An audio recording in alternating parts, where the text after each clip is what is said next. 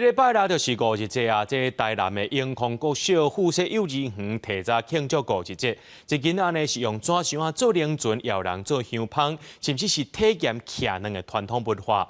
这学校呢，搁再邀请专业的老师用母语教囡仔，白巴掌的知识也有美感，透过唱歌甲游戏，让囡仔感受到5日节的文化气氛。 用纸箱做古锥版的龙船，囡仔无记比赛爬龙船的老个场景，毛体验徛人文化的民俗风情。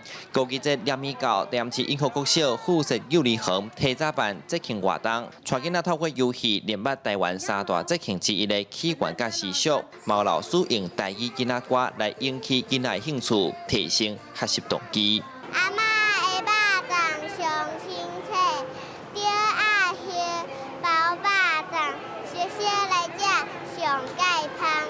刚刚有立蛋，还有丢粽子。敢好耍？喝送。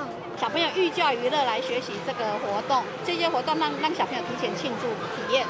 学校嘛特别请专业的老师一步一步教大家安怎包。那粽佮分做北部粽佮南部粽，北部的料会先炒过，再佮落去吹；那南部的直接甲生煮米、掺鸭包入去，磨得去落去撒。教学老师讲，这阵北粽的文化豆豆出现短暂，也嘛变势咧传承。另外，学校中斗长嘛特别传连叶连枝饭，嘛向人健康长寿。有一届我去互囡仔问讲，迄个肉粽是毋是浸入涂骹？